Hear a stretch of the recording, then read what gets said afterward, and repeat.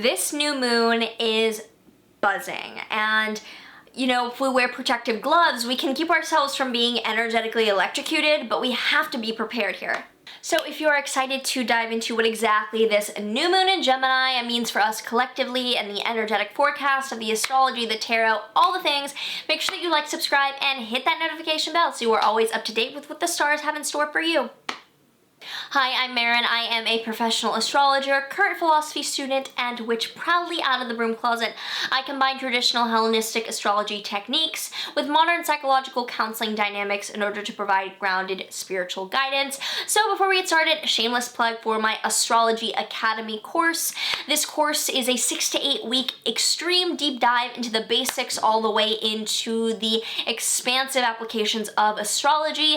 This is the only time that this course will ever be done with me walking you through it week by week on a live call. We will meet weekly, and this is the only time it will ever be offered by that. So we're taking you from zero knowledge, from zero synthesis, from confusion to hero, to be able to apply this into your personal life to better your own self, into your existing career if you want to learn the energetic timing around things, into becoming a professional astrologer if you want to set up your journey for success. So if you are interested in that coming up in a few weeks, you can apply down below. Would love to have you join. Check it out if you think you might be the right fit, and we will get back to you soon.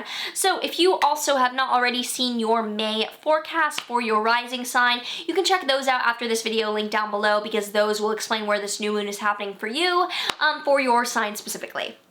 So this new moon in Gemini is happening on May 22nd, 2020 at 1:38 p.m. Eastern Time. The sun and the moon are together because in new moons, the sun and the moon are conjunct. They are both at 2 degrees of Gemini in the first decan of Gemini, which is Jupiter ruled. So this is the little nitty gritty of astrology. This is not the basic of astrology, but the decans are threefold sections of each sign, which have another level of dignity ruled by another planet, which give a bit of nuance to that section of the zodiac. So this area of the sky of the first decan of Gemini is Jupiter ruled, and it's associated with the tarot card of the Eight of Swords. It's interesting because Jupiter is the antithesis to Gemini. Gemini is ruled by Mercury, and Jupiter is in its antithesis when it is in Gemini. So with this decan being Jupiter ruled, this is amplifying Gemini's ability to divide to an overwhelming extent. We are likely being bound by too many options right now. There's a paralysis of indecision, and this placement suggests that we need to speak to someone else about our options or reconnect to our inner values before we can act effectively. So these planets being here have many complexities, but there's a difficulty in putting that to good use. So we are mentally on overdrive. And there's a lot going on in Gemini right now. Venus and Mercury are at a conjunction at 20 degrees with Venus retrograde. So there's likely a speaking of something into existence with beautiful reconsideration of an apology or a reconciliation, where there's a relational turnaround that is spoken into existence. It might be uniting with an ex, maybe a business partner, something like that, revoking or re-going back to something that you threw away ideologically. There might be a revisiting of beliefs that we have once declared to fine-tune them as something more compassionate or more up-to-date. The north node of the moon, Rahu, is at 29 degrees of Gemini, which means that it is co-present with everything in Gemini, and it is loosely conjoined to Mercury and Venus at 20 degrees. So there's a tendency with this combination of the exaggerated inflated north node, and you can check out this full video. I have a series actually on what the nodes of the moon mean because they're a very specific energy. You can watch that full series linked down below. With this combination in this new moon, there is a tendency to commit to an apology or a reconciliation more than is necessary or realistic. We may be white knuckling our way to feel nice or to feel like we're being the bigger person, person. And Mercury is at home in Gemini. It's very comfortable in its own space. Nearing the North Node of expansion and inflation means that there can be a huge surplus of curiosity or ideas with a ton of passion around them of bringing something together that we might be overwhelmed with the steps that it takes to get there. So we're like being nice in hopes that that gets us there, but we realize that we need to get grounded and fine tune. So since the sun and the moon together indicate a new beginning, this might be a new idea around something we're enjoying in a different way, Venus retrograde.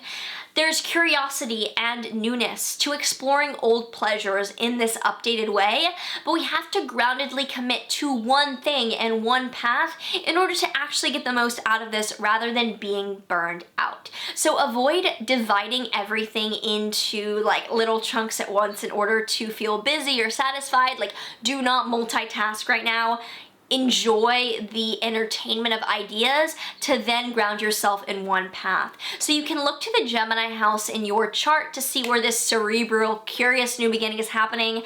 And if you know what whole sign house Gemini is in your chart and where this new beginning is for you, let me know in a comment down below. I would love to know, where this is happening for all of us. But moving on, Mars in Gemini is Mars in Pisces is co-present with Neptune and applying to sextile with Uranus in Taurus. So this is an opportunity to act from a place of inspiration. This is energy that grounds us into suddenly pursuing the excitement we may have been confused about before. So we might have been confused about the course of action. Now we know what interests us, but now we have indecision paralysis about what we first start to do around this. So the spiritual quest, is beginning, whether that is internal curiosity or external curiosity. And if it is external especially, it has to do with this beautiful idea coming into light, but we have to make sure that it's embodied and it is set in terms of what the game plan is before flailing our energy towards it. So Mars in Pisces is also providing an overcoming square to the sun and the moon in Gemini and all of the rest of the Gemini planets, but particularly there is a pretty close square between Mars and Pisces and the sun and moon in Gemini. So we may martyr ourselves in pursuit of this new idea or reconciling with others, and our sanity is a bit at jeopardy here. So be careful. While curiosity can power us, it also did kill the cat, metaphorically, so groundedness is vital during this time. If you are in indecision paralysis, even after calling upon your spiritual practices, choose to not decide right now until the options become more clear. You aren't forced to write the encyclopedia tomorrow. You have the space and the breath to decide things on your own terms, no matter how intense the excitement makes it seem otherwise. Also, Jupiter in Capricorn in its fall is still conjunct Pluto, so even though they're separating, still be aware of the tendency to overinflate the gravity of what's happening. And this is a very cerebral new beginning, but it is so supercharged that it's also very personally experienced. So be careful of mixing politics with being personal, or make sure that you're not taking things that aren't personally or making it such during this time. Avoid immense backpedaling or extreme rewriting as a means of feeling like you've gotten to the bottom of something, and also be wary of reconciling with someone who hasn't showed you their loyalty fully enough. This is a powerful surge of curiosity during this time, really beautiful, infantile beginner's mind energy. But we're going to need to remain objective around the shiny things in our minds to fully find the intellectual satisfaction and mental success that we're looking for during this time. So with that being said, we're going to pull a tarot card to see what card comes up for this Gemini New Moon for this May. We have the Queen of Pentacles. I've been pulling a ton of Pentacles cards lately, so I love this. Queen of Pentacles is the queen providing emotional energy of pentacles, of worldly success. So where are you going to get the energy to manifest this? Like, who's going to be the investor in your startup? How are you going to nurture and nourish yourself to have the energy for this? Think about the why behind what you are stimulated by, and the providing force can give insight into what the most authentic, aligned game plan will be for you. So finally, let's pull a Witch's Wisdom Oracle deck card from this new beautiful deck that I got recently in Sedona for some wisdom around this new moon. Yule, rebirth. Okay, let's read from the book based around Yule to see what this means. The last card, that's interesting. Yule, rebirth. You waned, now growing again like the sun, who is born again, the light has won. While with you a log placed upon the fire, rebirth delivers heart's desire. This magic is worked with harm to none, so mote it be, there it is done. Which is wisdom. Like the celebrated midwinter sun, it's time to make your ascent. You are growing stronger and an exalted journey awaits. Yule honors the return of the sun's power, a celebration of its rebirth. Your battle has been won, and you can take your deserved place next to the winning Oak King, who reigns supreme at Yule over the Holly King, until they meet up again at the solstice of summer. So spruce yourself up, for Yule begins great news of impending rebirth, for a new way of life is just around the corner. Rebirth can come in many forms, such as heading in a new direction, a promotion, a new job, a new perception, empowerment, or enhanced connection with the old ways. Whatever it is you have been asking for comes to pass when Yule arrives. So be expectant and positive as a rebirth accompanies you through to the other side, where you will emerge wiser and stronger than ever before. Which is foresight. Your past is truly behind you. The difficulties you've endured have made you stronger and wiser.